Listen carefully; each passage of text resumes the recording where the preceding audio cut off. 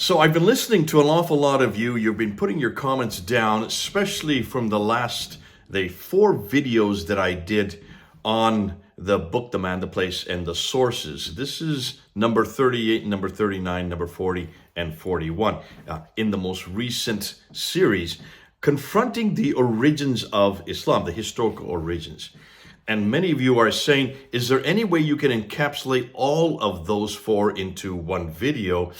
And I said, yeah, it's an awful lot of material. When you stop and think, an hour for each one of those, 4 hours long, people will go to sleep. However, about 11 days ago, almost coming up to 2 weeks ago, I was in California, and Jack Hibbs, who is the pastor of Calvary Chapel Chino Hills, asked me to do a Wednesday evening talk. I was there for a conference, and I stayed along for Wednesday.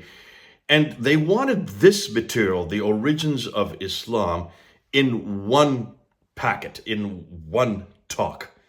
And they were only going to give me 1 hour. 1 hour. Now, can you imagine taking what normally takes me when I teach it in my course, 8 to 16 hours, they wanted to bring it down to just 1 hour. So I did. And you're going to see what happens. So what I would say, and I'll say this to you like I did then, just put your pens down. Don't try to take notes. Don't try to keep up with me. I'm going to say that again at the beginning of this next talk. Just go ahead and listen. I want you to listen, and then I'm going to do a conclusion of it at the end of this. It's going to be fast, very quick. And let's see if it makes an impact on you in just one video, all of these areas, these 4 major areas that we are confronting Islam. Right, let's go back to Calvary Chapel Chino Hills in California about 11 to 12 days ago. I'm going to do something that's unique. I don't think it's ever been done before. I'm going to be shutting down Muhammad tonight and the Qur'an tonight and Mecca. And I'm going to do it all 3 tonight using only evidence from the 7th century. From the century where this man lived, from the century where this book supposedly was revealed, and from the century where this city existed. So bear with me, that's an awful lot to shut down, and I've got to do it in 1 hour. So I'm going to ask that you don't look at me. I want you to look at the screens, because we're going to zip through this material. Put your pens down. You're not going to keep up. Stop talking to your neighbors. They'll probably be looking up here instead. And afterwards, because of the fact it's going to take a whole hour and probably a little bit more to do this, I want to hear what your questions are, but I can't do it from here. So we're going to shut down the meeting, and then I'm going to come back out here in the front. And if any of you have questions you want to throw at me, please do. So let's get right into the historical critique of Islam. A quick overview, emphasis on quick. So let's head on. What am I going to do? I'm going to look at 4 areas. I'm going to look at the problem with the sources, then I'm going to hit Mecca, go from there to Muhammad, and then from there to the Quran. We're going to end with the Quran because it's by far the most damaging material. Much of what I'm going to be introducing tonight, most of you have never seen before. And if you have, well, great, God bless you, because then you'll probably understand a little bit. But most of you, this will be new. What are the claims that the Muslims make concerning the standard Islamic narrative, S-I-N? Isn't that great? Sin. We're going to shut down sin tonight. The standard Islamic narrative are their traditions. This is what every Muslim needs to know. Though every Muslim, whether they are radical or nominal or liberal, how they walk, talk, eat, drink, sleep is dependent on those traditions, on the standard Islamic narrative. Now, they all believe, every Muslim would believe that Muhammad was the last and greatest prophet, born in Mecca in 570, died in Medina in 632, modeled Islam as a paradigm for the whole world, and received the Quran as his final revelation. Therefore, the Quran is his revelation, sent down between 610 and 632. It is the greatest, the only perfectly preserved revelation according to Islam, the final revelation, and it corrects everything that has gone before. Therefore, Islam, naturally, they would say, is their final religion based on Muhammad's life and saying, that's the Sunnah, and on the Quran's teachings. Conclusion? Well, obviously, they're dependent on 3 things: the book, the man, and the place. And that's what we're going to confront tonight: the book, the man, and the place. The book, the Quran, the man, Muhammad, and the place, Mecca. Since all 3 are foundational to Islam, without one of them, the others 2 fall. We should investigate all three, and we're going to do that tonight. But in the 7th century, and in the central part of Arabia, the Hijaz, where Mecca and Medina are placed. To do that, we need to start with the sources. Where are we going to go? Where did all these stories come from? Everything we know about Muhammad, everything we know about Mecca, everything we know about the book itself has to come from a source. Now, let's go and look at that source, because this will underline why there's a problem with everything else tonight. Now, to be that, I want you to look at this map. Here's a map of the Middle East, of Arabia. According to the standard Islamic narrative, Muhammad's empire encompassed that brown area. So look at the brown area. That's what existed in Islam up until 632 when he died. Then what they tell us is the Rashidun period came into existence.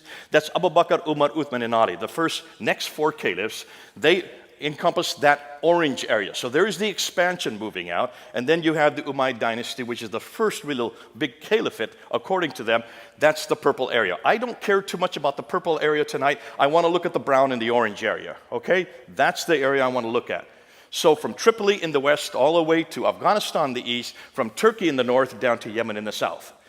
Bear with me, let's go to it. Now here's what they say. This is their narrative. This is not my narrative. They say that Muhammad was born in 570. The Qur'an was revealed beginning in 610. He then moves up and goes up from Mecca all the way up to Jerusalem, goes up to the 7 heavens, meets Allah, comes down, meets Moses, and finds out that he's to pray 50 times. Moses says, get it down. So he bounces back and forth between the 7th and the 5th heaven and gets it from 50 down to 30, down to 20, down to 10, down to 5 prayers. So that happens in 621. He then moves out of Mecca, moves up to Medina in 622, comes and takes over Mecca and defeats Mecca in 633, and then dies in 632. So that's the life of Muhammad according to their traditions. Once he dies, Abu Bakr takes over for 2 years. He dies peacefully. And then comes Umar, who takes over for 10 years. He does not die peacefully. He is killed. And then, of course, Uthman takes over, and he lasts for about 12 years before he is killed. But while he is there as the caliph, the Qur'an is finalized. So the Qur'an, the book we're going to look at tonight, was created. This book that I have in my hands right here is from Uthman. That's what every Muslim will tell you. And then when he is killed, Ali takes over, and he only lasts about 5 years before he is defeated there at the Battle of Siffin by Muawiyah. So, conclusion, Islam was fully formed in the Hijaz by 661. That's what they say. Do you all believe that? We'll say yes for now, okay? In about an hour, you can say no. But for now, let's just say yes. Go with me. Now, here's the question. Everything I've just told you, how in the world and where do you get it from? Well, you would hope that it comes from people that were actually living at that time, right? And from people who are actually living there, right? Eyewitnesses, like we have with Jesus. Matthew, he was an eyewitness. John, he was an eyewitness. You would hope the same thing would work with Islam. Well, let's go and see what we find. In order to know who Muhammad was, everything that we happened, everything that I've just showed you, we need to go back to the sources for all these stories. Now, Muhammad dies in 632. The first source we get are what we know is his biography, known as the Sirah. So who wrote the biography? Somebody who knew Muhammad, right? No. The first one they claim who writes it down was Ibn Ishaq, who died in 765. That's 130 years after Muhammad. Is there a problem there, folks? Okay, you're coming with me. Let's continue. But we don't have Ibn Ishaq. We have to go to this guy here, Ibn Hisham. He is the one that actually writes down what Ibn Ishaq says, throws out most of it, and only retains what he likes. He dies in 833. After him comes Al-Waqidi, who dies in 835. That's what we know about Muhammad. Nothing from Ibn Ishaq. So let's just get rid of Ibn Ishaq. Whoop, there he goes. But that's not the only thing we have. We have an enormous amount of material on Muhammad, on what he says. This is known as the Hadith. And the sayings, these are the sayings of what Muhammad said. They were first written down by Al-Bukhari. Now look at his date, 870. You thought Ibn Ishaq was bad enough. This is 240 years after the fact. And after him, there's others like Sahih Muslim, Ibn Dawud, you have Tirmidhi, you have Majah, you have Abda, and then you have Nasai. So those are the 6, what they thought authoritative hadith compilations that were put down. But look at, they're all in the 9th and 10th century, right? And then you have two more genre of what we know as a standard Islamic narrative, the tafsir and the tahqiq. The tafsir would be the commentaries which explain the Qur'an, and then of course the tafsir, which would be the histories of all mankind up until Muhammad. First written down by Al-Tabari. Look at his date. He died in 923. Now I'm putting you their death dates purposely, because everything was written normally within 20 years of their death dates. That's when they would be written. But it could be changed and continue manipulated all right up until they died. Notice, everything I've showed you doesn't even begin to get written down for 200 years. 200 years after Muhammad died, you get the Sirah, then you get the Hadith, another 240 years, and it's not till the 10th century that you even get the Tafsir and the Tahqiq. Abdul Malik's name I'm putting up there because he's the first one to introduce us to anybody called Muhammad. Look when he introduced that. He introduces it in 692. Muhammad died in 632. You've got 60 years before he's even introduced into the world stage. Does that bother any of you? But the Muhammad we're going to talk about, the Muhammad of Islam, that Muhammad was introduced by these people, the Abbasids. And they do so, they come to power in 749. The Muhammad that we look at is all their invention.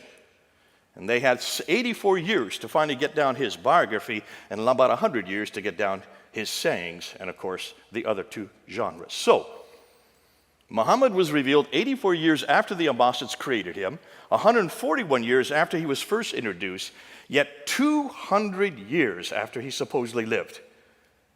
These are all too late. Now, on top of that, let's take a look at the people that introduced him. Look where they lived. Everything we've been told, they say, happens in Mecca, Medina. That's the Hijaz. That's the central part of Arabia. Those two green circles.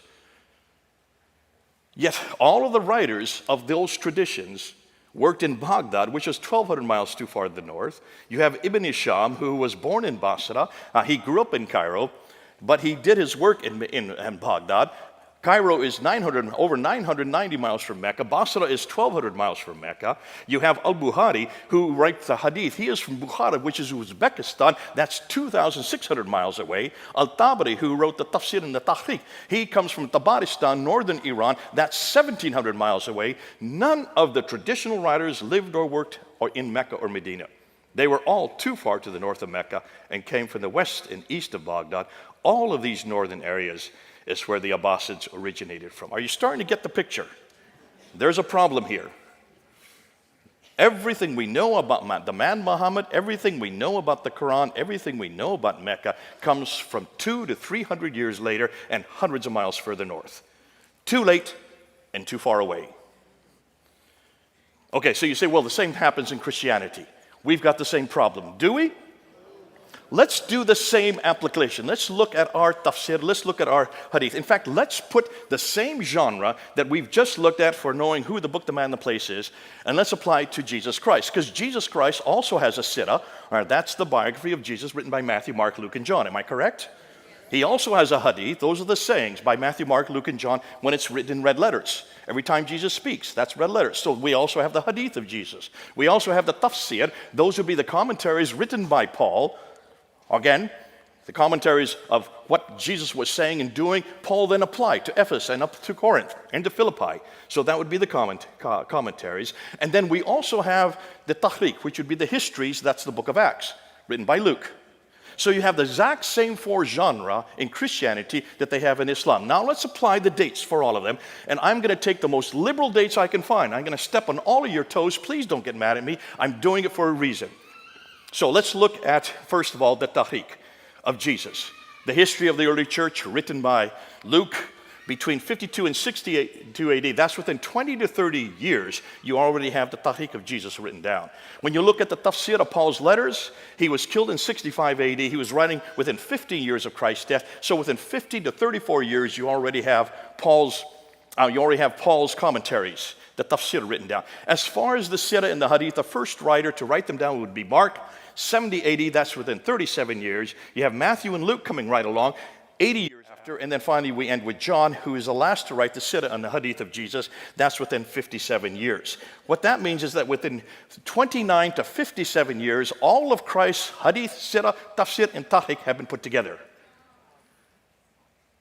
All of the New Testament writers lived in the same place Jesus lived, and they either knew him personally like John and Matthew did, or they got the material from others who saw what he did and heard what he said, like Mark and Luke.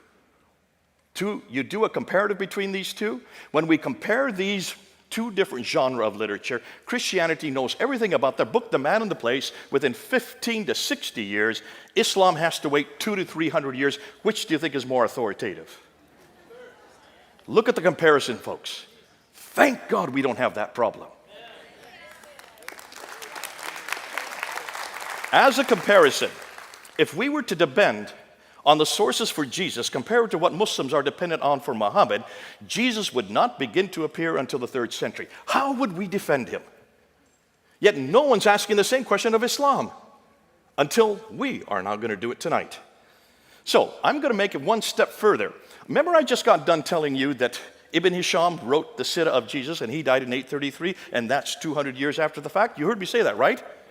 I lied. We have nothing from Ibn Hisham. Nothing has been written that was written by this man in the 9th century. So where did this book, this is the book you all have to read. If any of you do any study on Muhammad, you have to read The Life of Muhammad written by Alfred Guillaume. This is the standard work that everybody has to go to. Where do you think it comes from? It doesn't come from Ibn Hisham. It comes from this gentleman right here, Heinrich Ferdinand Wüstenfeld, a German scholar, an Arabist living in the 1800s, who for 2 years between 1858 and 1860 went to 4 different German cities, this is in Europe, to different schools and certainly different libraries, and he just started putting together everything he could find on this man named Muhammad. Put it together in that 2-year period and published it in 1860. That is the biography that all of you have to read, because that was taken by Alfred Guillaume, then translated first into French and then into English. Everything we know about Muhammad comes from that German scholar, and it's only 160 years old. The man who Muslims are dependent on to know who their prophet is or what he did is an elderly German linguist who wrote Muhammad's story 160 years ago, thus over 1,000 years too late. Can you imagine how they're going to defend this? If there's any Muslims here, how will you defend your prophet now? Looking how late everything is concerning what he did there in supposedly the 7th century. You can see then the dilemma for scholars today. Their conclusions are Islam as we know it did not exist in the 7th century, but evolved over a period of 200 to 300 years. The Qur'an probably was not revealed to one man in 22 years like Muslims tell us, but likely evolved over a period of 50 to 100 years. The conclusion, the history of Islam, at least from the time of the Caliph Abdul Malik, 685 to 705 and before, is a later fabrication. A later fabrication. Now, if that were the case, the problem is, well, what are we going to do? How is it? You can see what their concern is. They said, well, where do we need to go? Well, I would suggest let's go back to the 7th century. Since we can't trust the 9th and 10th century for what Muhammad was doing or what the Quran was in the 9th and 10th century, let's go back to the century Muhammad lived. Let's go back to the century if Mecca existed. And let's go back to the century that book was written. So let's start with Mecca. Why do I want to start with Mecca? You'll see why. Mecca is enormously important. Remember, Islam is dependent on 3 legs. You take out one of the legs, the other 2 collapse. So if you start with the book, the man, and the place for the 3 legs, if you start to confront Mecca, it starts to teeter. Once you shut down Mecca, everything else collapses. Because if there is no Mecca, then it doesn't matter who Muhammad is or what the name is or where you find him, he's not in Mecca. Right? And if he's not in Mecca, then what Muhammad are we talking about? And it doesn't matter what Quran we're looking at, it's not from Mecca. If it's not from Mecca, bingo, then you got a different Quran. So let's shut down Mecca first. Let's begin with Mecca and let's see what we can find. Now, this is what they claim. According to the traditions, according to the standard Islamic narrative, Mecca is where Adam and Eve are thrown down to. In chapter 7, verse 24 in the Quran, they're thrown out of the Garden of Eden down to Mecca. So obviously, this is the oldest city in history, right? You have to have people to have a city. And there's no one before Adam and Eve. So it's obviously the oldest city in history. It's where Abraham lived according to chapter 21 of the Quran, verse 51 to 71. That's 1900 BC. Therefore, it had to have existed then. Sorry, let's go back. It's also the center of trade, north, south, east, and west. So it should be one of the best known and best documented places in history. Now, it's also, according to the Quran, the center of history. But here's the problem. Open up the Qur'an and see if you can find that word Mecca in it. You'll only find it one time, in chapter 48, verse 24. So it's not a book, it's not a place that's referred to very often, except for once. It's the place of the prophet. So let's look and see what it says about the place of the prophet in the Quran. Well, that's the mother of all settlements, according to chapter 6. It's where Adam and Eve were cast to, according to chapter 7. It's where Abraham lived, according to chapter 21. It's where Muhammad was born. And it was also where Mecca became the center of the Qibla, the direction of prayer, according to chapter 2. Now, the above imply people have lived there from the very beginning. Yet the only reference we can find is chapter 48, 24. If it's such an important place, why is there only one reference? If you look at the traditions, which are written much later, they're written in the 9th and 10th century, Mecca now does exist. That's not a problem. But take a look at where it places it. Notice what the traditions say. This place of the prophet, which is Mecca, is in a valley and has a parallel valley. It has a stream. It has ruins of a pillar of salt right outside it. It has fields and trees and grass and fruit and clay and loam and olive trees. Folks, that looks like it's pretty verdant. Am I correct? Lots of vegetation, lots of water. Look at Mecca. There's no streams. There's none of these in Mecca, and there never has been. Historically, it's never had water. So obviously, whatever the traditions are referring to, it's not the Mecca we know today. When you look and unpack the Quran, you look at it, you will notice that an awful lot of it refers to geographical locations, 65 geographical references, but only 9 places are named. And over again, it refers to these people from Ad. 23 times these people from Ad, that's the biblical Uz. 24 times the people from Thamud, that would be the Nabateans. 7 times the people from Midian, they're the Midianites. But take a look on the map and see where they're all placed. They're up in Jordan. Mecca is at the very bottom of the map. Do you see it down there? There's 600 miles. If this prophet were having daily contact with these people from Ad Thamud in Midian, he'd have to have a helicopter or a jet to get up and back in 1,200 miles in just one day. They didn't have helicopters back then. Can you see a problem, folks? Obviously, whoever this prophet is who's having this relationship with all these people either had to live up there or this is nothing more than fiction. When we look at the prophets, prophet after prophet, Adam and Eve, Seth, Ishmael, Noah, Hud, Saleh, Queen of Sheba, Daniel, they were all buried in Mecca. Over almost 300 prophets are buried in Mecca. Now, when they're buried in a kneeling position so that they continue to be preserved in that kneeling position. If that were the case, then they still should be there today. Am I correct? So look at all the enormous amount of building that's going on around Mecca. That building that you see there, that tower, is the 4th highest building in the world. When you look at it, you will notice all the buildings around it. You have to have huge foundations in order to build something that high. As they're building these foundations, they should have come across one prophet. They haven't found one, suggesting that none of these prophets were buried there. If the above were true, this would mean that almost all of the Bible would have to be rewritten, as all of our prophets are 600 to 1,000 miles further south. So when is the first reference you can find to Mecca? It comes from the Apocalypse of Pseudo-Methodius Continuato Byzantia Arabica, 741 AD. Muhammad died in 632, if he even lived. That's over 100 years later that we get the first reference of it. What about the maps? Is Mecca on any map? Ptolemy is the best source to go to because he wrote the geography of Arabia, and there are those who've taken his geography and put maps together, like Reinhard Holle in 1400s. Notice when you look at the map, Mecca is not there. Here's another one put together by Laurent Fries in 1541. Notice Mecca's not there as well. Here's another one, putting what Ptolemy said, put together in 1571, put together by Sebastian Munster. Same problem. Mecca just doesn't exist on any of these maps. Here's a 7th century map that has been redacted back to the 7th century. Do you see Mecca on it? I don't. Here's another one, redacted back to the 7th century. Can you find Mecca on any of these maps? Not one. So certainly Ptolemy didn't know about this place. When you look at the Qiblas, these are all the direction of prayers. Now remember, in chapter 2 of the Quran, all the Qiblas were directed to Mecca according to the Quran itself. Dan Gibson, who's done the best work on this, and he has gone through over 100 mosques, and he's gone to all their Qiblas, and notice what he has found. From the 7th century up until the 8th century, up until 706, every Qibla is facing Petra. Not one Qibla is facing Mecca. We're in the 8th century. We still can't find any mosque facing Mecca. It's not till 715 that the first mosque faced Mecca. What does that tell you? For 100 years, they never knew where Mecca was. And in fact, look where all these qiblas are. Right there in Medina, in China, in India, in Syria, in Egypt, in Israel, in Jordan, all over the world. And yet none of them seem to know where Mecca was. For over 100 years, they didn't know where Mecca was. Were they that inept? Or did Mecca even exist?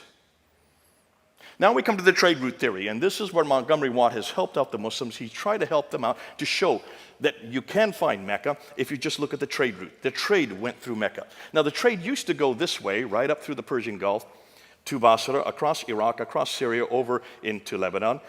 But then you had the Sassanians who started warring against the Byzantines. And for 200 years, from the 5th, 6th, and 7th century, they shut down the Persian Gulf because of these wars. So the trade had to be rerouted. So what Montgomery Watt says is they went from India, and remember all the trade's coming from China and India. They can't go north because of the Hindu Kush and the Himalayas. So they come across the Arabian Sea, they come to Aden there in the south, and they go zip 1,250 miles up to Gaza in the north. Now notice Mecca's halfway. And so he said Mecca controlled that trade, and that's how Mecca became important. How many of you believe that? No one's going to raise their hands? You know why? Because I'm going to shut it down. But I'm not going to shut it down. Dr. Patricia Corona shut this down. This woman, Danish, read and wrote 15 archaic languages. How many of you could read and write 15 archaic languages? Probably the greatest scholar of her day. She just died a number of years ago. She was my authority. She was the one that helped me when I started my doctorate there in United Kingdom. And she looked at this map and she saw two problems. Let's see if you see the same two problems. This is the first one. She said, hold on a minute. If you're taking all the goods off in Aden and you're going up along what we call the Western Plateau where the oases are, you'd have to go up to Taif. And then from Taif, you have to go down to Mecca, 3,000 feet. And then from Mecca, you've got to go back up to Yathrib. And then from Yathrib on up to Tabuk, Khaybar, and then on up to Gaza in the north. Do you see a detour there? Can you see the detour? Let me emphasize exactly why she's saying this. Let's look at this topographical map, and let's just put these cities that are on the trade route. There's Aden, there's Sana'a, there's Najran, there's Taif, there's Yathrib, Tabuk, Petra, and then on up to Gaza. You notice they're all on the Western Plateau. Are you seeing that? Can you see it from this topographical map? So where's Mecca? Bingo, right there. 3,000 feet down from Taif. Let me give you another map. Here's another one, a topographical line map. There's Aden, there's Sana'a, there's Najran, there's Taif. Now you can see Yathrib, there's Tabuk, Petra, and Gaza. So where's Mecca? Bingo. Now can you see? It's way off the Western Plateau. It had no water. Why would you go from Taif down 3,000 feet to a city or a place that had no water and no food for your camels, and then come back up 3,000 feet to get up to Yathrib? So that was the first problem. But here's the second problem.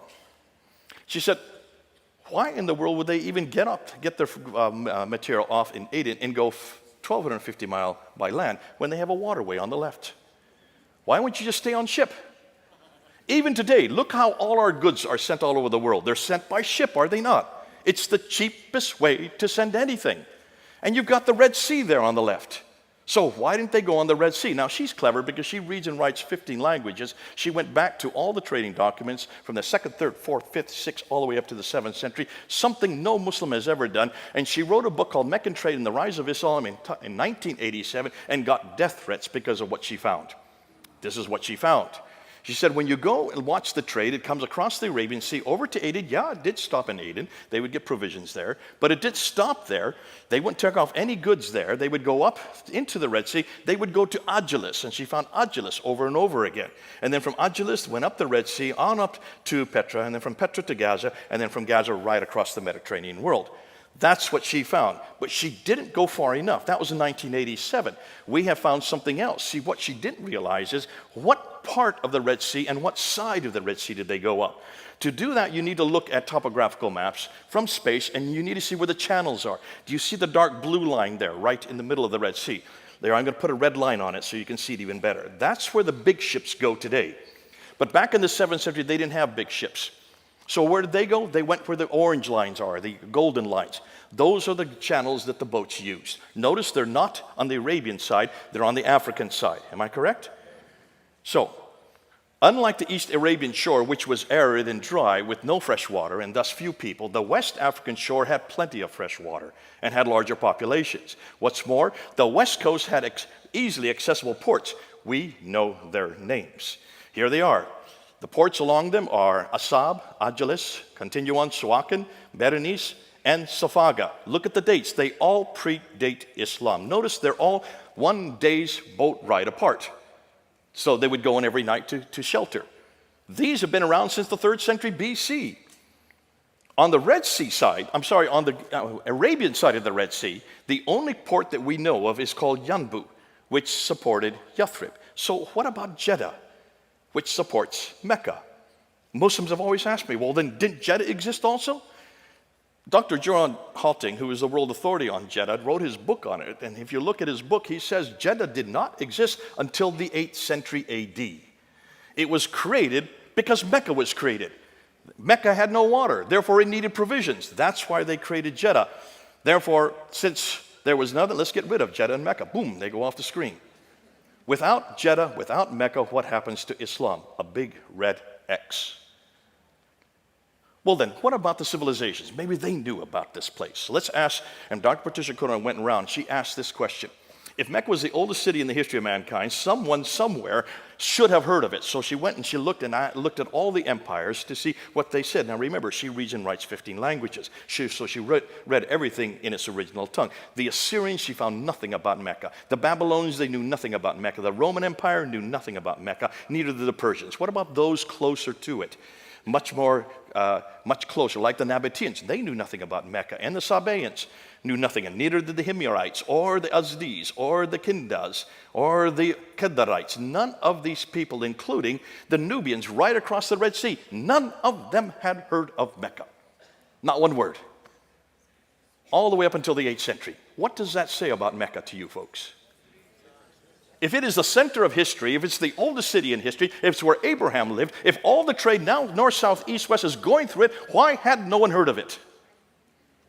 Well, what about the other cities that were in that area?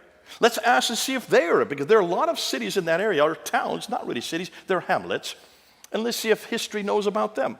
Let's look at Najran, which is about 400 miles south of it, a small little town. But Strabo talks about it, Pliny the Elder talks about it, Ptolemy talks about it, Aretas, all of it, it's well known. What about Sana and Taif and Yathrib and Khaybar that are right near Mecca? Yes, they're well known. The Greeks talk about it from the 6th century BC, they refer to these places. Mamre, Pliny has a whole book written on the history of it. Petra, Zukowski has written an entire book on the history of Petra. Maghrib, where Muhammad Mariktan has written another history on it. Why are all these insignificant towns referred to, but not one of them referred to Mecca? I'll tell you why. To know why, take a look at a map and you'll see why.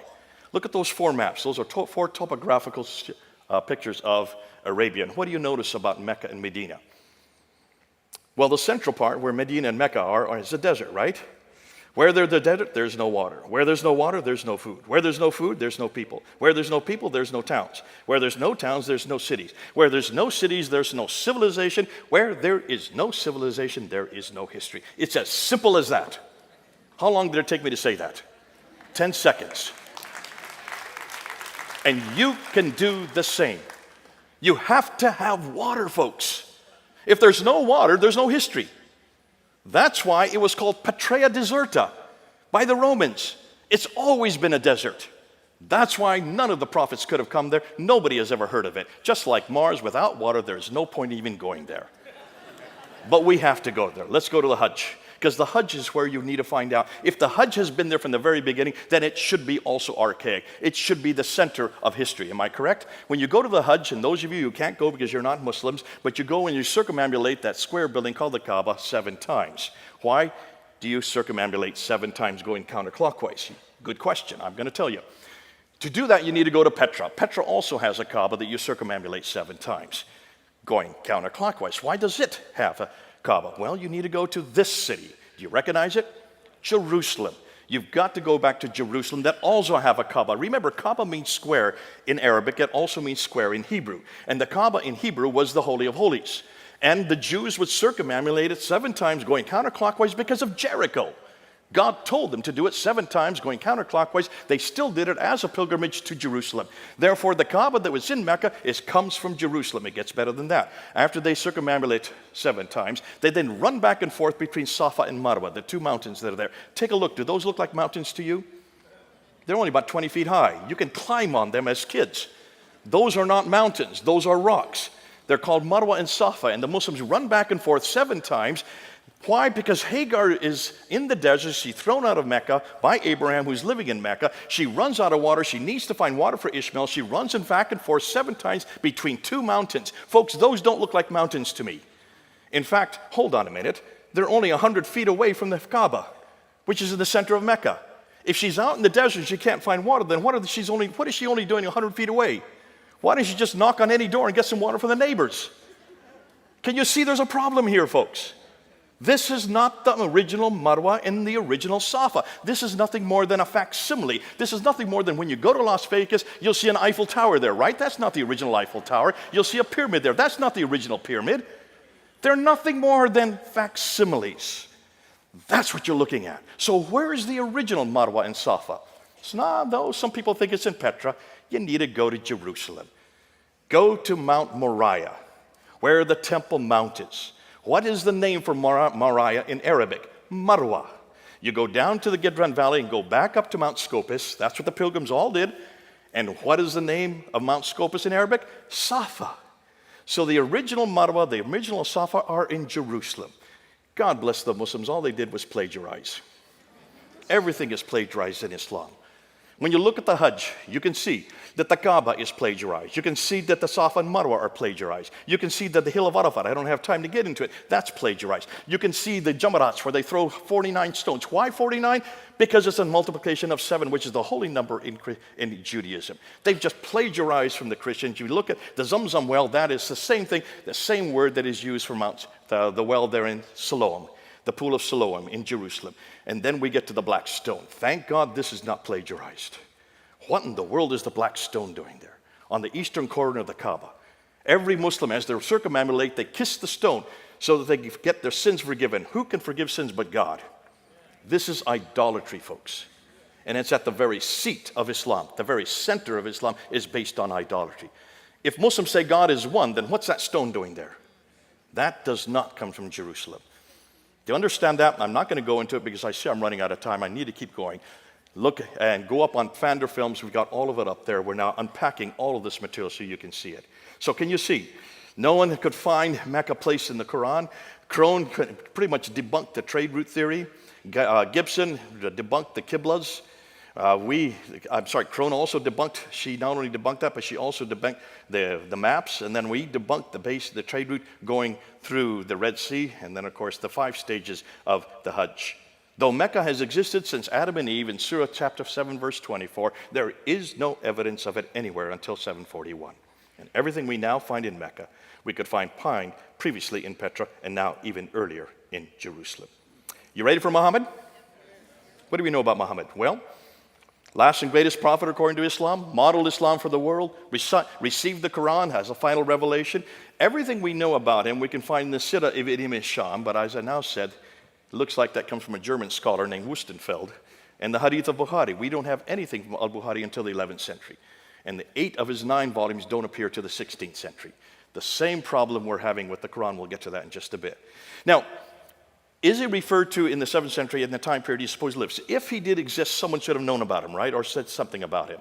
So what we need to do, let's start with the coins. Because the coins, if there's any caliph coming to power, the first thing a caliph will do, or a king will do, will mint coins with his name on it, his image on it, and also what denomination he belongs to, what religion he belongs to, and the date of the coin, right? That's what they all do in those ancient days because they didn't have newspapers, they didn't have TV, they didn't have radio. They knew that everybody would touch coins. So let's see where the mints are. According to Islam, everything that the caliphs did was in Medina, which is in the south there in Hijaz. But when you look at the mints, notice where all the mints are. The mints are all up there in Syria, Jordan, and Israel today. Those are the western mints. What about the ones in the east? They're all in what is today Iran and Iraq. There are no mints whatsoever where they're supposed to be. All the coins were minted too far north. Did I not say that earlier, too far north? What's interesting is when you look at the coins themselves, the conclusion is none of these mints were in the Hijaz. Instead, they were too far north, possibly because the Hijaz was a desert with no water. And where there is no water, you know the rest of the story. Let's then look at the coins, because the coins were being minted by people who were living at that time. And they were leaders. Notice that when you look at the mints, look at the coins from the 7th century, 620, 630, 640, 650, up until 661, you notice that almost all the coins are Christian. Look at the crosses on them. That's what you do. You put the cross in if you're a Christian. We can't find any coins whatsoever in the early 7th century that has anything to do with Islam, anything to do with Muhammad, anything to do with the Qur'an, or anything to do with Mecca. Not at all. So when we get to Mu'awiyah, who is the first caliph according to the Islam from the Umayyad dynasty, Mu'awiyah, the first caliph, look at his coins. He's supposed to be a good Muslim, right? But take a look. What does he have above his head? A cross. Take a look at the two that are on the right there. Look at the two bottom ones there. There's Mu'awiyah. He has a cross above his head. He's holding a cross in his hand. On the back side of the coin is the word Muhammad, which is Muhammad. That's the first reference to Muhammad anywhere, and that's 663. Possibly, is he Muhammad? No. What does Muhammad mean in Arabic? The praised one. So who's the praised one? Well, if he's holding a cross and he's got a cross, who do you think the praised one is? What's his name? Jesus. Thank you. Let's prove that. So let's go to an inscription that Mu'awiyah put down. This is an inscription by Mu'awiyah. There's his name. And he refers to himself as the servant of God, commander of the believers. And what does he have right there in the top left? A cross. So who is he a servant of God for? And what believers? Christians. He was a Christian, folks. All the coins say so. They don't lie. This is the 7th century. He rules up until 680, and then you have Abd al-Malik come to power in 685. Abd al-Malik is the one that we need to look at because he introduces new coins that introduce the Shahada. La ilaha illallah Muhammadur Rasulullah. There is only one God but God. Muhammad is nothing more than the servant of God. But remember, Muhammad is a title. It means the praised one, right? So what does he do? Because of he puts that up there, Justinian II goes to war with him. He's the Byzantine emperor. Abd al-Malik wins the battle, and he puts up this coin with himself as victorious. I didn't know you could put up images of yourself on your coins. Not if you're a Muslim. So obviously he's not a Muslim. Obviously this Muhammad that's there has nothing to do with him. It has everything to do with Jesus. Why? Just look at the Dome of the Rock that he built. Look at the inscriptions on the Dome of the Rock that he built in 691. When you look at the inscriptions, you will see they're all attacking the divinity of Jesus, his Christology, the Trinity, and his sonship. All of these inscriptions say not three, for God is one and he has no son. For truly, God does not beget, nor is he begotten. One is in chapter 4, verse 171 of the Quran. The other is in chapter 112. These are all attacking Jesus Christ. And then you get, for truly, there is only one God but God. And the praised one, so who's the praised one? It's all about Jesus, right? So the praised one is nothing more than the messenger of God. He was an anti-Trinitarian Christian, attacking the Byzantine Christianity. Why? Because they're his greatest threat as the other superpower of his day. He then introduces this coin. This is my coin. I bought it now. And all of it is attacking Jesus Christ. Folks, this is the beginning of what later became Islam. All started by this man, and it was all to confront Jesus Christ. It's all against our Lord. The coins don't lie. If you want to go to the inscriptions that find the exact same thing. They're found in the north. They're found in the south. None of them are found in the middle. Why do you think they're not found in the middle? There's no water. There you go. Boy, you learn fast. Ilka Lindstad is the one who dated he was the one that looked at the rock and the inscriptions, and he looked at the 100-year period between 640 and 740, and he noticed that all these inscriptions, which are written in Arabic, they do have formula, but it's nothing to do with Islam. It's pious formula, which has much more to do with Christianity. It's not till 690 to 710 that the Prophet Muhammad is introduced into these inscriptions. Muslim rites such as pilgrimages, prayers, and fasts are introduced by about 720, and Muhammad as a man and the people called Muslims and the religion called Islam are not introduced until 730. That's over 100 years after Muhammad, if Muhammad even existed. It was only in the 730s onwards that there is evidence of popular devotion to a man named Muhammad as a prophet and messenger, which makes the Islamic traditions incredibly awkward.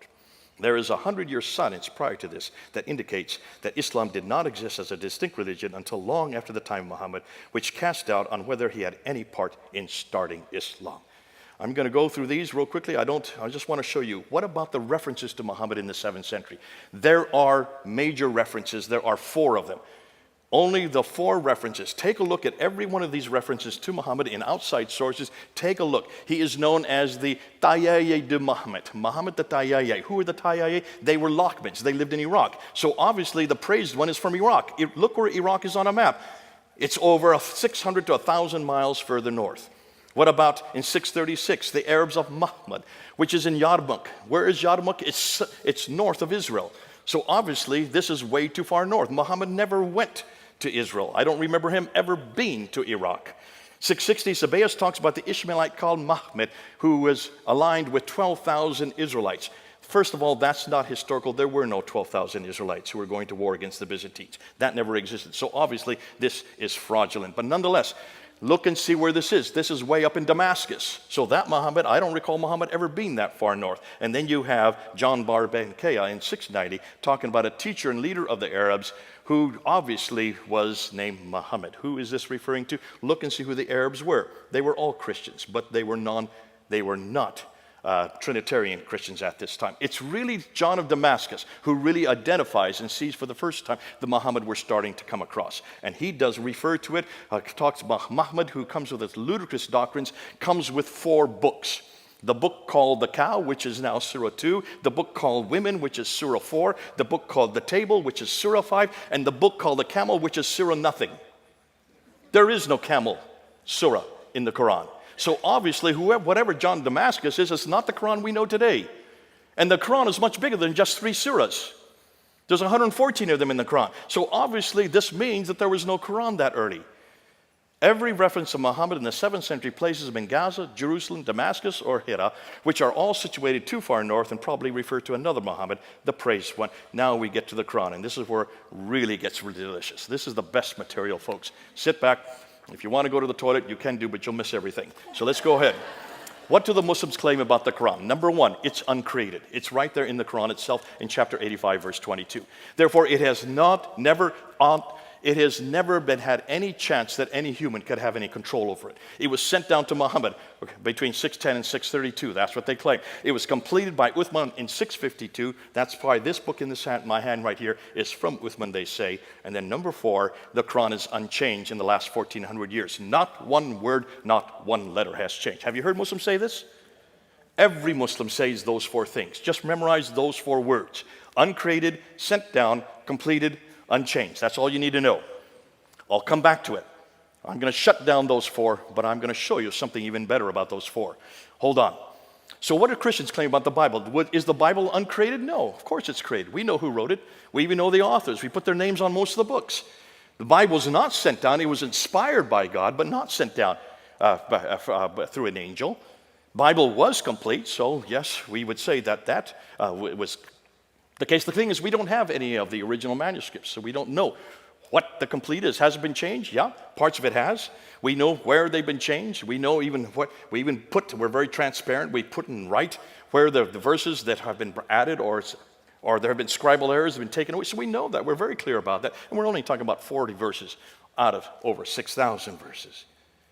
So tonight, I'm not going to shut down uncreated or sent down because I'm not there. I'm going to shut down complete and unchanged, those 2.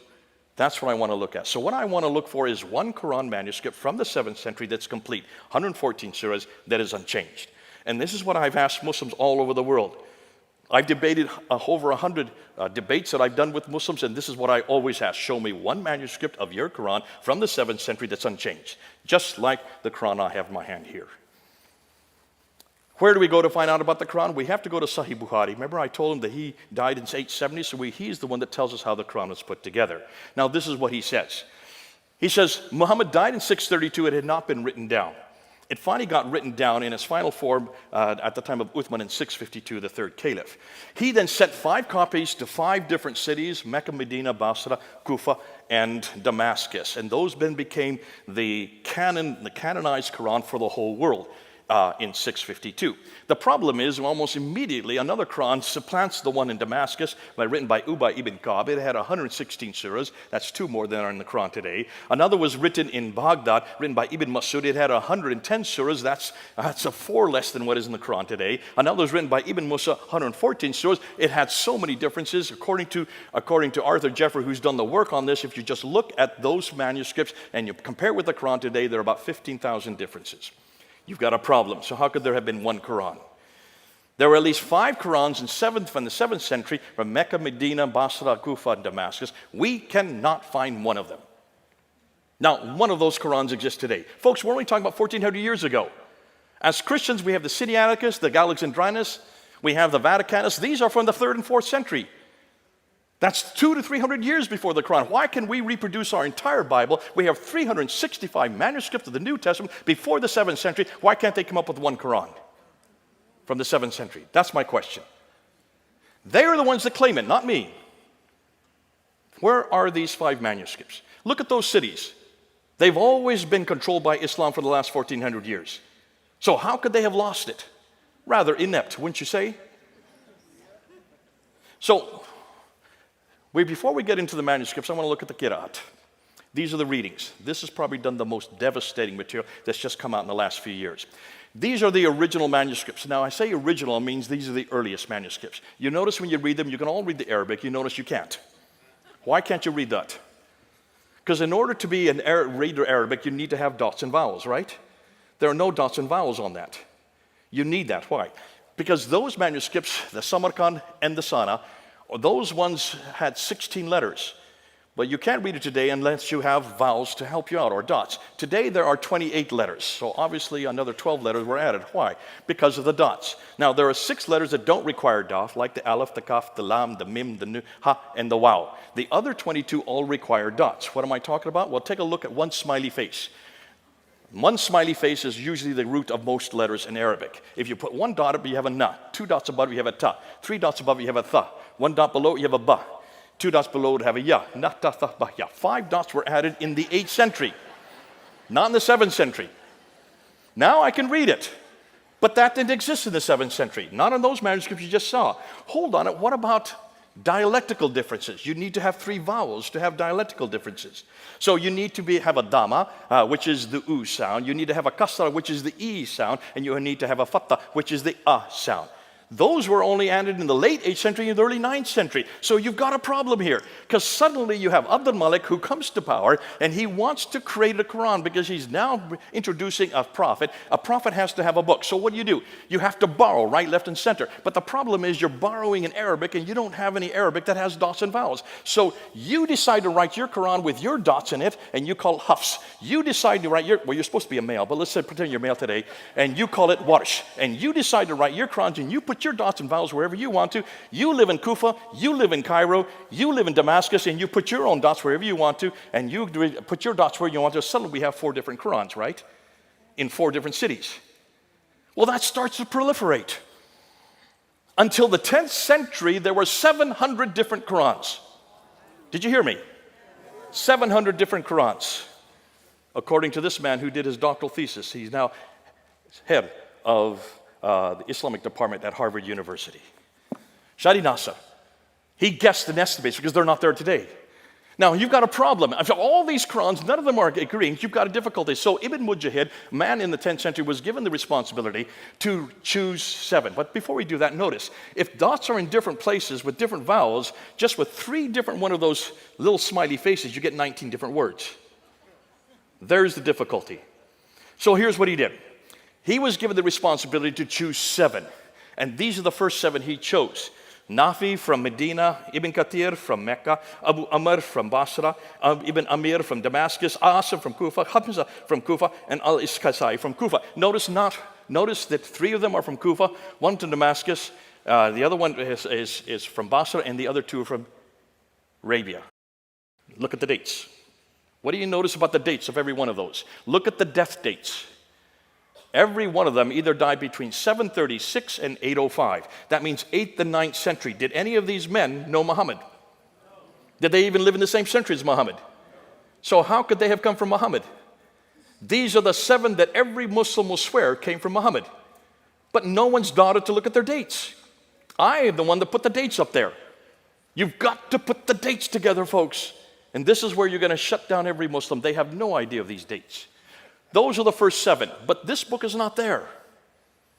This is Hafs. This is the official book for the whole world today, memorized by 93% of all Muslims. Hafs an Asim. You see Asim's name up there, number 5? He is a disciple of Asim. So in 1194, 2 disciples were chosen from every one of the 7 to make 14, right? And that was chosen by Al-Shatibi in 1194. Now you have 7 plus 14. How many do you have? 21. Am I correct? I hope my math's right. That still isn't good enough. In the 15th century, in 429, another man named Al-Jazari chose another 9 to accumulate with another 21. So now you have 30 different Qur'ans. No two are alike. But you've been told there's only one Qur'an, right? And the one that was chosen by Saudi Arabia was the Hafs that you see there. Guess how many differences there are between Hafs and the other 29? 93,000. 93,000. This is the first time you're hearing this, right? I hope you people who are watching, you Muslims who are watching, you're listening to this. This is going to shut down your Quran for you. Who is the one that found this? Hatun Tash, my colleague. She's only 5'2". She's from Turkey. In London, she and I were on the ladder for 3 years there at Speaker's Corner every Sunday. She was the one that found these by accident because she went to Morocco, she went to Yemen, she went to Jordan, and she went into a bookstore and says, show me a Quran. And they said, well, which Quran are you talking about? She said, what do you mean, which Quran? They said, well, we have Qalun here, we have Hafs over here, we have Warsh over here, we have Kisai over here, we have Ibn Kathir. She said, well, give them all to me. So she brought them back to London, showed me them, and I looked at them and I said, oh man, I started laughing. I thought these were all destroyed in 1924. They were in Cairo and thrown into the Nile. Evidently not. There they are. She has found now 26 of them. She brought 26 of them down to Speaker's Corner. We held them up in 2016. We filmed it and went all over the internet. This shut down the Quran in 2016. See the man that's there on the right, the tall man with the beard? His name is Muhammad Hijab. One of the most popular men on the internet. He has a following about anywhere from 500,000 to 1 million followers. He was there filming us. When he was doing that, he realized there was a problem. He quickly went outside the crowd and he yelled at all the people, come to me. Do not look at what they're showing you. Do not listen to what they're saying. I will explain everything to you. Obviously, he explained it pretty well. Why? Because 4 years later, he was shown these material. I'm not going to go into all of these. You can go into every one of them, but you can see the Hafs on the left, the Warsh on the right. In every case, it's completely different words. Just by changing the vowels, by changing the dots, you not only get different words, you get different meanings. You don't even get different meanings. You get different doctrines, you get different theologies, and you get different practices. It shuts down the Quran from being preserved. Obviously, these are all done by man. There's a problem there. And so he came to this man who's a leading authority there on the right, Yasser Qadi, there in Houston, and he said, I have a problem. I'm going to put my hand out here, and this is a blank piece of paper. Which Quran are you going to write on it? Which is the one that's eternal? Which is the one that was revealed to Muhammad? Tell me, which one of it? Remember, he was the one that told all the Muslims he was going to explain it to them. Yasser Qadi says, we do not talk about this in public. This is the most difficult problem for Muslim scholars for the last 1,000 years. He said, we have a respect for the Quran. There are certain questions we don't ask. So Muhammad said, was that the problem you had when you were at Yale University getting your doctorate on this in 1995? Is that where you had a crisis of faith? He said, no, not crisis of faith, crisis of knowledge. Notice the difference. He said, in the West, the scholars have come leaps and bounds in the last 100 years. And they're looking at you, pointing to Muhammad Hijab in the East, they're looking at you like the emperor with no clothes. Why? Because your standard narrative has holes in it. What narrative? Standard Islamic narrative. S-I-N. Has holes in it. Well, we know sin has holes in it. But can you see what happened? This was only a 28 long, this was really a question that was happening. It was an interview for 28 minutes. He didn't know we were all watching this. He said, I never have talked about this for 25 years. I will never do a lecture on this. So Muhammad Hijab put his hand out a second time. He said, you've got to tell me which is the one that's eternal. Because the Quran says in chapter 85, 1 and 22, that this book is eternal. The Quran says in chapter 10, verse 15, and chapter 18, verse 27, that no man can change one word or even one letter. It says in the Quran, chapter 15, verse 9, that Allah protects his word. Which is the one? Yasser Qadi, after 28 minutes, finally had to give in. And he finally had to admit, they're all the Quran. All 30 of them. You take a little bit of Qalun, you take a little bit of Warsh, you take a little bit of Hafs, and you just mix them out, and that's the Quran we have today. I started clapping. I was watching this live. I said, Yasser Qadi, you have no idea. You've just now admitted that there are 93,000 differences. I'm going to show you these two right here. These are two of them right here. There's the Hafs, here's the Warsh. You can buy these on the internet. This is the one that is memorized by 93% of the world's population. This is memorized by 3% of the world's population. This is from Egypt. This one is from Kufa in Iraq. There are 5,000 different words between these two books. I'm holding them right here. This shuts down the Qur'an. Within 2 weeks, if you looked at their sites, there were hundreds of Muslims that said, we're leaving Islam because of what you have said. And our blood is going to be on your shoulders. They had to shut down those comments. Within 2 months, they had to take that video off of both their sites. But I've got it. David Wood has it. Hatun Tosh has it. And every June 8th of every year, we bring up that interview once over again and show the whole world. You cannot say that this comes from God. You cannot even say it comes from Muhammad. You can't even say it comes from Uthman. This has been changed and manipulated from the last 1,400 years. Now let's get to the manuscripts. Because the manuscripts we do have. Now, we have 8,500 Greek manuscripts, 10,000 Latin Vulgates, another 9,000 in 11 different languages. That's roughly 24,000 to 25,000 manuscripts of the New Testament alone. Am I correct? Just say yes. How many manuscripts do they have that are early? 6. You want to see them? There they are, the top copy from Turkey, the Samarkand from Uzbekistan, the Ma'il in London, the Petropolitanus, I'm going the wrong way, from France, the Al-Huzayni there in Cairo, and the Sana manuscript, the most exciting, there in Yemen. I'm not going to unpack every one of them. These are the ones we're debating. I did a debate on these 6 manuscripts in 2014 with the world's leading scholar, Dr. Shabir Ali. He could not answer one question because he never looked at these manuscripts. I have 3 of them, the facsimiles of 3 of them in my office. We're looking at them. Folks, do you notice what we have found? No 2 of these manuscripts are from the 7th century. They're from the 8th, 9th, and 10th century. No 2 are alike. And they don't agree with the Quran we have today. The best one, the top copy, which is about 99%, has 2,270 manuscript variants. When you look at the Sana manuscript, it has 2 different layers of letters, and there are 63 verses in the lower layer. It has 70 variants just within those 63 verses. Can you see there's a problem here? I'm not going to get into these ones here. These are the carbon datings. But when you look at the carbon datings of the earliest manuscript, the Sana manuscript, the datings of the carbon datings of this manuscript, they are date from 390 to 550. They all predate the Quran. They predate Islam, and they predate Muhammad, proving that carbon dating don't use. So they came up with this book here called the Birmingham Folios, the Birmingham manuscript. Remember this in 2015? It was all over the internet. When you look at the Birmingham manuscript, it's only 2 pieces of paper, front and back. It's only 33 verses, and guess what? It's all about the 7 sleepers of Ephesus, chapter 18. That has nothing to do with Islam. It's about the proto-evangelion of James. That has nothing to do with Islam. And it's about the story of Moses. That all predates Islam. All of these are in Arabic, and they are nothing to do with Islam. So what's going on? Hold on. I want to introduce this guy here, Dr. Dan Brubaker. He was in our conference this last weekend. You should have come. This man has just shut the Quran down because of this book right here. You need to buy this book. Basically what he has done is he's taken the Muslims at their word, and he says, if there's no changes in the last 1,400 years, let's see if I can find changes.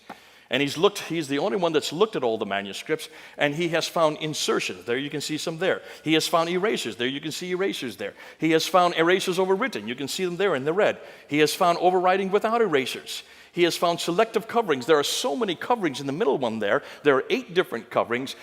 Every case when you see insertions, when you have overwriting, when you have any one of these references, these differences, what happens in every case, it brings it down to a standardization of the Hafs text.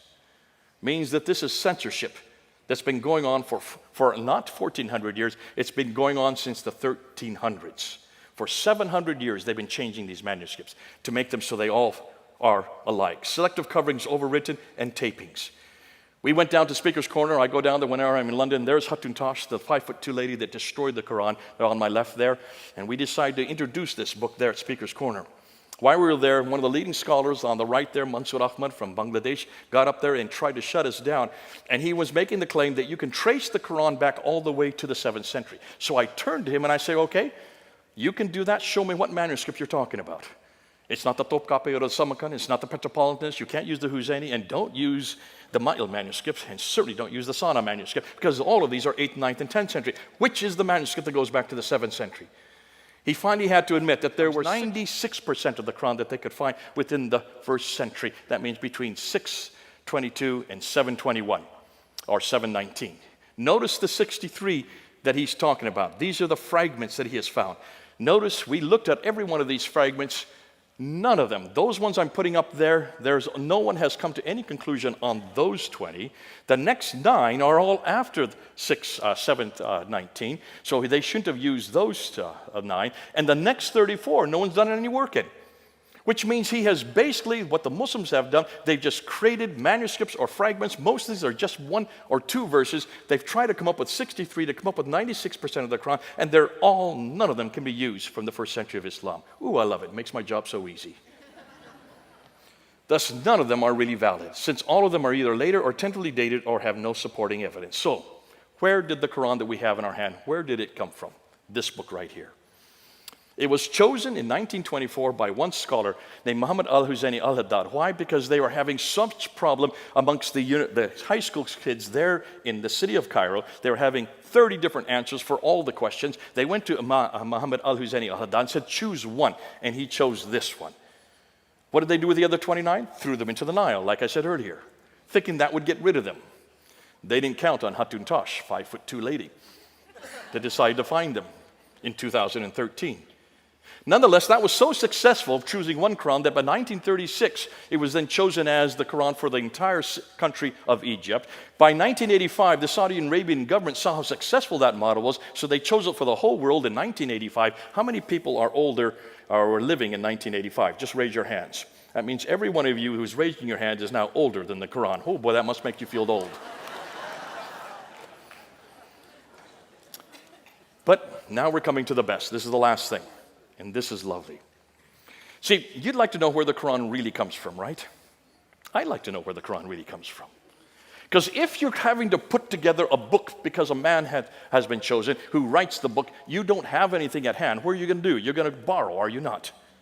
So this is exactly what happened in the 8th, in the 9th, in the 10th century. But what did they borrow? Let me introduce this man here, Dr. Gunther Lulling, who was a German scholar. He did his doctorate in 1970, and as he looked at the Quran, he noticed that there was some beautiful poetry in the Quran. He said, I've seen that before. So he took those 5 dots off, and he took the 3 vowels out, and replaced them with Syriac and Nabatean dots, put the Syriac dots back in, and put the vowels back in. And guess what he found? That these beautiful poetry were Christian hymns, written by Christians, about Jesus Christ. This was found in 1970. As a result of that, he was such an embarrassment for the academia there in Germany that though he received in his doctoral the Examen Opus, which is the highest grade you could get in Germany, which means that you should be given a professorship in any university of your choice, he was thrown out of academia and he went into obscurity for 30 years.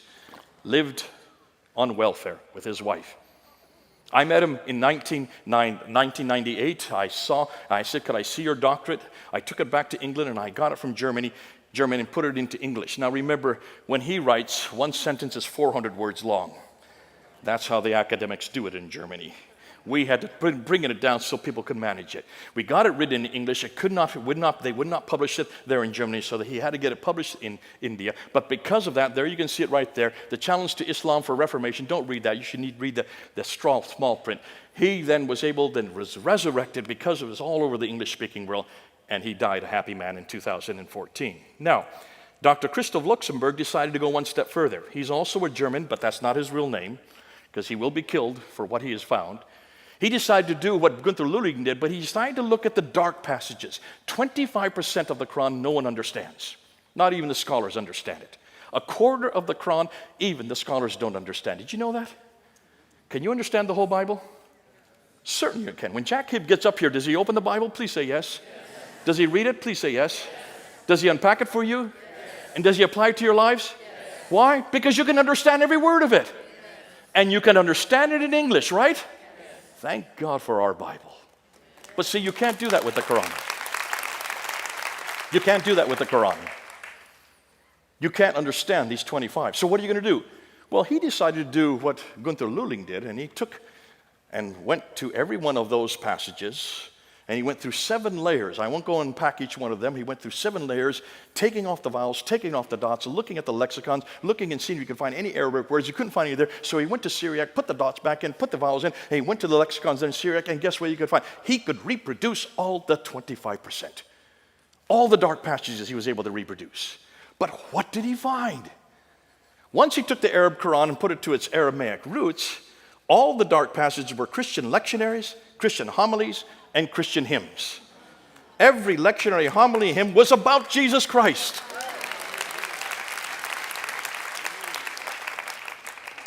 It had nothing to do with what they found, but who they found.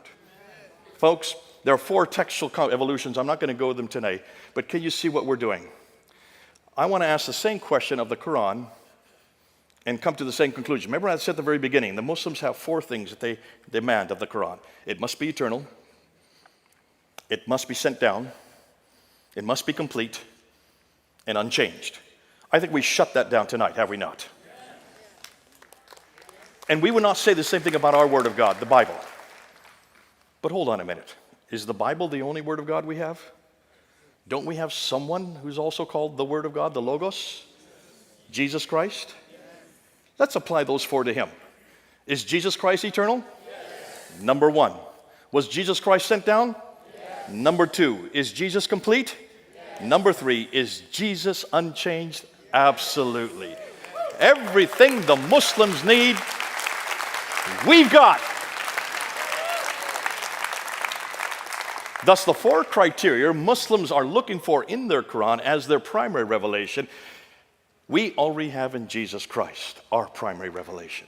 Folks, we need to bring them home to a much greater and a better revelation. And what's his name? Jesus. What's his name? Jesus. Oh, I love it. What a name. Let's pray. Our Heavenly Father, as we've gone and we've unpacked these 3 areas, we've looked at the book, the man, and the place. We've also looked at the sources. Lord, when we look at these and we realize just how hopeless and impractical Islam is, when we look and see that this is not a man who lived in the 7th century.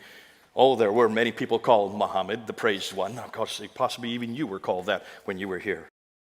But Lord, when we look and see who he is and what has become of him and what they've put to, it's not a man I want to follow. When we look at the Quran and we see that there was no Quran in the 7th century, there was not even a city called Mecca. Lord, everything they're dependent on those 3 things, we've now just using 7th century, we have shut down. Lord, they still want to know you. They still want to believe in God. And they still want to be brought home. And Lord, we're the only ones that can do that. Lord, I want to bring them back to a better God, a bigger God, a better book, a bigger book, a better Jesus, a bigger Jesus. I want to bring them back to you because we're the only ones that have the antidote. Though we can shut it down, that's not in the reason. I don't want to shut down their man, God, and book. I want to bring them back to our man, God, and book. Lord, that's something we've got to do. The atheists can't do this. The humanists can't do this because all they give them is nihilism in response. I love these Muslims.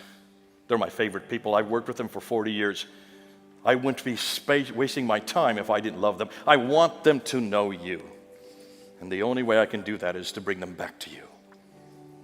What a God you are, a God who enters time and space. What a God you are, a God who gave us his revelation. What a God you are, because you came and died for us and rose again. And that's the God they need to know. Lord, help every one of us who's here and those who are watching.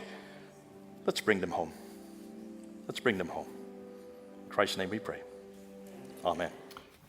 In that talk there that you just saw, I wasn't able to go through the conclusions of the entire talk, which I want to do now. So let's go and conclude the whole area, the 4 areas. And we looked at the problem with sources. We looked at the problem with Mecca. And we looked at the problem with Muhammad. And at the very end there, the problem with the Qur'an. My remit in that talk, and it's the same one that I have here, was to investigate both Mecca, Muhammad, and the Quran.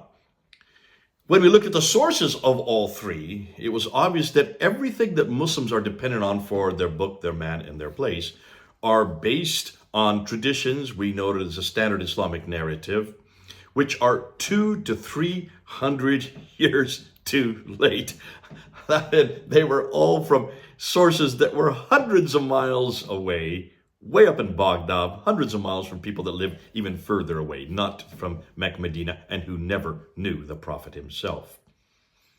When we looked at Mecca specifically, we started that. It probably proves to be the biggest problem for Muslims. Why? Well, Mecca is a place you can look at today, and that's why we can go back to it, though we can't go there physically, but we can go back and look at its antecedents and any historical support we can find for it. The standard Islamic narrative refers to this place with much vegetation, that it existed before Adam and Eve. We see that in chapter 7, verse 24, that it had around 300 prophets that were buried there, yet we can't find them, despite all the new buildings that are being built there.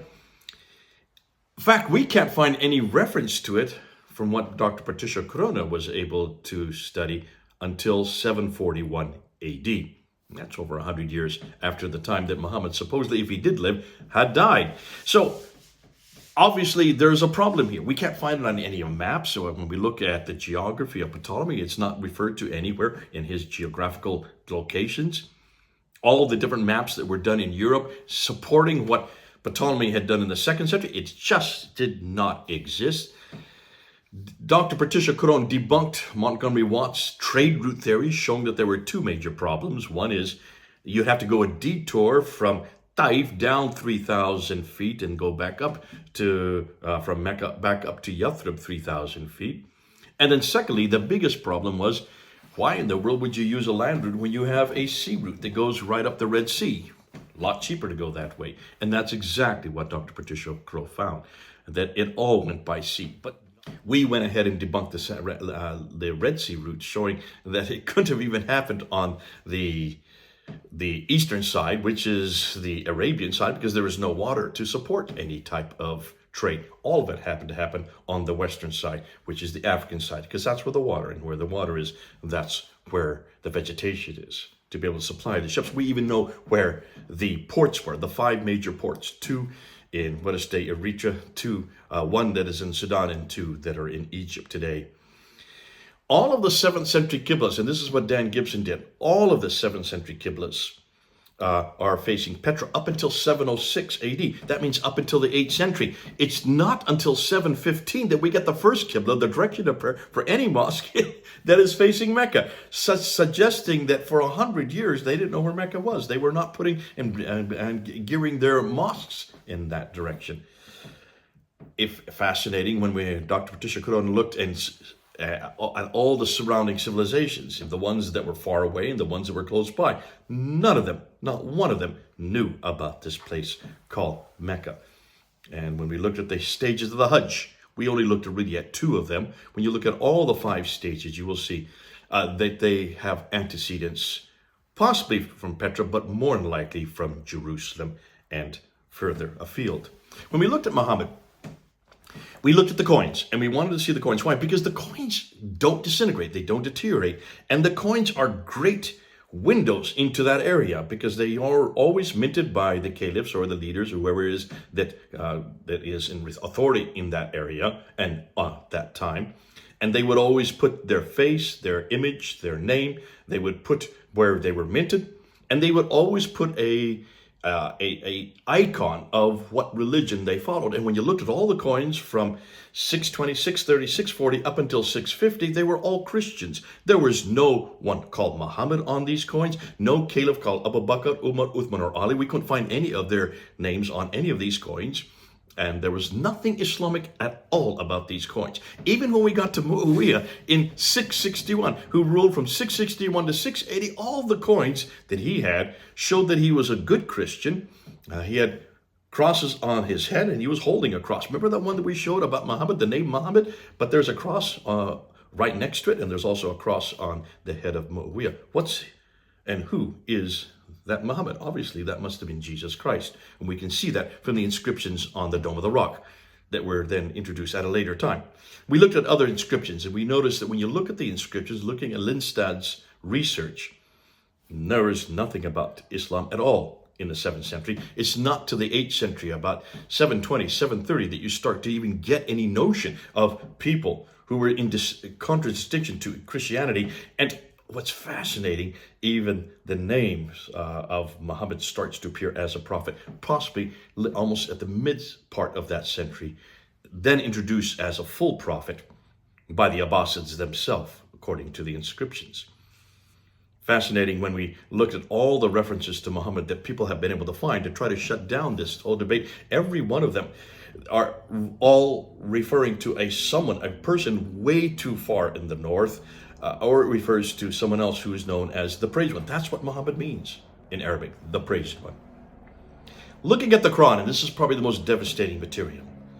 The 6 earliest manuscripts prove that men created 6 different Qur'ans between the 7th and 9th century.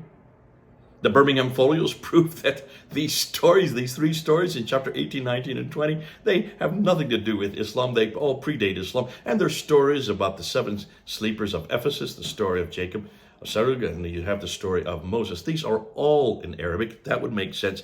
And they are, well, for the story of Moses is from 1400 BC, but the others are from the 2nd century AD and from the 6th century AD. So they were well around. They were well used.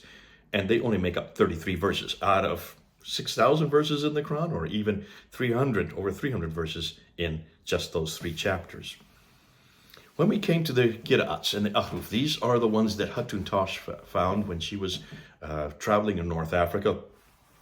When she was able to find 26 of these different readings, these Qira'ats, and we held them up there in 2016 at Speaker's Corner, that caused a furore all across the Muslim world. So much so that Muhammad Hijab, who was standing right there in that audience, when he 4 years later had this infamous interview with Dr. Yasser Qadi and put his hand out and says, which of these is the one that's in heaven? Which of these is the one that's from the eternal Quran? Which of the one is the one that Muhammad received? Yasser Qadi would not answer. He did not even want to talk about it, saying that this is the most difficult problem for Muslim scholars for the last 1,000 years. Finally, after 28 minutes, where he even insisted that for Muhammad Hijab, those of you in the East, as he says, your standard narrative has holes in it. And that's where we coin that phrase. Standard, what narrative? Standard Islamic narrative, S-I-N, has holes in it. After 28 minutes, he finally, flustered as he was, finally agreed that all of them are the Quran. A little bit of Hafs, a little bit of Warish, a little bit of Qalun, a little bit of Qasai. Just mix them all around and you get all these 93,000 differences as part of the Quran. Enormous backlash because of that interview back in 2020, with hundreds of Muslims have now left Islam because they now realize the Quran cannot be preserved, was not preserved, and certainly not every letter and every word. Now, going into the Qira'at problems, remember they tried to get rid of them back in 1924 by dumping them into the Nile and preserving only one, the Hafs. When you dump the 29 Qira'at variants into the Nile in 1924, that proves that when Muslims find problems with their Quran, they either burn them, or they wash them, or they erase them, or they cover them, or sink them to destroy the evidence. That's all they can do with them, and that's the problem right there. When Dan Brubaker came with his book on the consonantal variants predate and precede the variants on as far as the diacritical marks. These consonantal variants, these are consonantal texts. These are the earliest manuscripts. And he has found up to 4,000 of these consonantal differences which have been erased, decreted. Some of them have been written over, others have been taped over, proving that the Quran has been changed in the last 1,400 years. The 63 fragments employed to find just 96% of the Quran proves that they still cannot find a complete Quran for over 100 years, as their fragments are tentative, or they just have no sources. The Aramaic Proto-Quran proves that when we go back to the original text, we will find Jesus. And that's why it's so good. We need to get back to that original Quran. We need to take the Quran back to its original sources to go back to see what they have excised, what they have adulterated, what was usually permeated there. Obviously, you need to have an overview. What exactly is going on here? Well, between the 7th and 8th century, the Arabs, in order to have their own identity, remember, they are cousins to the Arab Christians and the Arab Jews, in order for them to have the same type of identity, because the Arab Christians and Jews, they had a prophetic line and they also had a scripture. The Arabs from who were the Ishmaelites did not have a scripture, did not have a prophetic line, not through Ishmael, and certainly no prophets after that line who received any scriptures. So what are you going to do? How do you create that identity? And remember, you're now the ones who now controlled all the way from Tripoli all the way to Afghanistan. You've got to have something that would be certainly alongside or equal to that for those who are under your control. The Byzantine Christians who are just to the northwest. You need to have something that is equal to them or even supersedes them. That's why they needed their own prophet, and that's why they needed their own book. But how are you going to do that? So what are you going to do? Well, you have to borrow right, left, and center. And you have to borrow from Christian sectarian writings, and you have to borrow from Jewish apocryphal writings, and you have to borrow from Zoroastrian writings and Ethiopic writings. But specifically for the best part of the Quran, you've got to go back to the Syriac writings, people like St. Ephraim for the 4th century, and borrow these beautiful poems that he wrote, and then take them and ameliorate them and put them into the Quran and adulterate them so that they say the message you want. And that's exactly what we're seeing happening between the 7th, 8th, and the 9th century. Obviously, by that time, you now have a book, then you've got to have a man. Well, the praised one is already well known, and so now you just take the praised one and make him the author of that book, or the receiver of that book. Not the author, because Muslims are very clear, he did not write it. How could he? He couldn't read or write. But you have to have that story. So what do? You need a backstory. So the Abbasids, who come to power in 749, 750, they decide to create the backstory. Ibn Ishaq is the first one that's given that job, it looks like. His wasn't good enough because then they have to go to Ibn Hisham, 833. So you're talking about the early 9th century. And it's Ibn Hisham who is given that responsibility to write the story of this prophet. Now we find out that Ibn Hisham has nothing to do with that story. A guy named Wustenfeld in the 1800s, 1,000 years later, is the one that actually put it together so that we have it today. 1,000 years too late. Nonetheless, back in the 9th century, the Abbasids are busily putting this backstory together of this prophet who received this book. And so they have to put him in a place. And that's why they had Mecca by that time. Mecca, where the black stone was taken. And wherever the black stone goes, God's presence goes with it. Once they have the place, they've got to have the man that is in that place. So you've got to have the backstory to record about where this man, but can you see that? And all these stories about what he said and what he did, all this gets put together in the late 9th century by Abu Bakr, by Al-Bukhari, Sahih Muslim, Ibn Dawud, and the others. And that only happens in the late 9th century. And it's not till the 10th century that you get Al-Tabari, who starts to compile all the commentaries to make sense of all this material. So proving that Islam is as man-made a religion as you can get, unlike Christianity. So now we have to use, and we need to use it today, and we have to use this material to disprove the preservation of both the Quran, Muhammad, and of course of Mecca. Remember, I think I said a number of years ago that back when I did my first debate in 1996 with Dr. Jamal Badawi, when I introduced the fact that all these things were missing, his response to me was, Jay, yes, you're only arguing from silence. The absence of evidence, therefore, he said, does not always suggest the evidence of absence, which is true. And I didn't have any evidence at that time to really support what I'm saying. That was in 1995. We're now in 2023. We have all kinds of evidence. Have you been looking at this evidence? I tried to get it done in 1 hour. It took me about 1 hour and 50 minutes to get all this evidence out there as fast as I could go. We now have the evidence.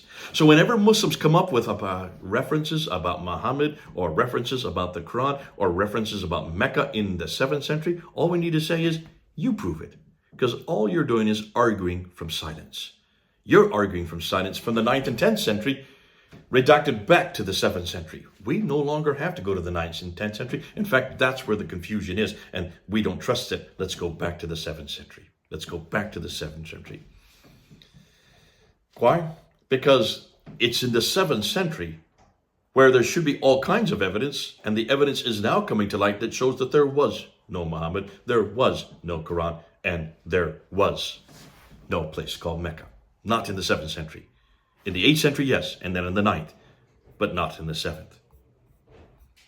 Now notice, why is this material so easy to use? Well, I've been asking this, and even after I introduced this a number of days ago there in California, I've been asking people, why is this so easy for them to use? Because they want it, and they want me to go to Africa, they want me to go to Asia to introduce it, and I'll be doing that in the next few months coming up. The number one reason that they say it's so easy is because it's visual. Everything that I have been using has to do with pictures, or they have to do with coins, or they have to do with inscriptions, they have to do with manuscripts. This is visual. They have to do with timelines or maps. That anybody can use, and it's neutral. That means you can use it as well. More than that, one of the biggest difficulties people have with engaging with Muslims is this idea that you have to know Arabic in order to engage. You notice everything that I've introduced in this last video, you don't have to know any Arabic. Oh, it's nice to look at the Qur'an to be able to do a comparison with the Dhamma, the Kasra, and the Fatha that are missing. But you can see that. You can visually see when the Dhamma is missing or a Kasra is put in the way, a little curlicue instead of a little slash above the letter. That is visual. You don't have to know the word itself. You can just see that visually. And that's why you don't need to know Arabic in order to do this type of argument. More than that, everything that we're talking about is foundational to everything Muslims believe. They have to believe in Muhammad. They have to believe in the Qur'an. They have to believe within Mecca. If you take out one of them, the other two come cascading down, could just shatter. And without even all of three, but even if you take one of them, you have shut down Islam. The great thing about historical criticism, it is neutral. Therefore, anybody can use it. It's not Islamophobic. It's not hate speech. Have I said anything that's hateful in this talk? No. Have I sat there and have I desecrated or mocked Muhammad? No, don't need to. Have I done this to Muslims? No, I don't need to. Or to the Quran? No, I'm not mocking anybody. Don't need to. There's nothing hateful or Islamophobic about anything that I've said in the last hour and a half. That's why it is easy to use. Anybody can use it. And more than that, though everybody can use it, I really want only Christians to use it. I'll tell you why. When I left Speaker's Corps back in 2017, the last person I left who said goodbye to me was an atheist who said, please don't leave. He said, we need you here. We want you to stay here. I said, well, why? You've been a thorn in my side for 10 years. Why would you want me to stay there? And he said, because you are actually answering the questions that we're asking. We're not asking you to tell us about what God has done to you, because he hasn't done that to us. What we're asking is much more basic. Basically, we're asking, is it true? And that's exactly what you're doing. You're using history to tell us that it is true. And this is the material we need to use. And I turned to him and I said, listen, I'm glad you enjoy this. I'm glad you want it, but please don't use it. This is not for you, because you have nothing to replace it with. You're not interested in bringing people back to anything. You just want to destroy Islam and shut it down, and shut down Muhammad, shut down the Quran, and shut down Mecca. What do you have to replace it with? Nothing. But we do. And that's why this is really something that Christians must be engaged with. It's really our debate. It's really our material to use. Why? Because we have something to give Muslims. If we shut down Muhammad, we have Jesus Christ to give them. If we shut down the Quran, we have the New Testament, the gospel of Jesus Christ to give them. If we shut down Mecca, we can bring them back to Jerusalem. We are the only ones that have the antidote. We are the only ones that have the answer. We are the only ones that have a response. And the response is a better book. Take them from the Quran back to the Bible. Take them from Muhammad back to Jesus. Take them from Allah back to Yahweh. And take them from Mecca and back to Jerusalem. We want to bring them home. And that's exactly why we need to use this. And I'm talking to Christians now specifically. You need to use this material. We don't want to make Muslims atheists and humanists. We don't want to make Muslims nihilists. We want to bring them home to a better book, a better man, and a better place. God bless you. This is Jay. Over and out.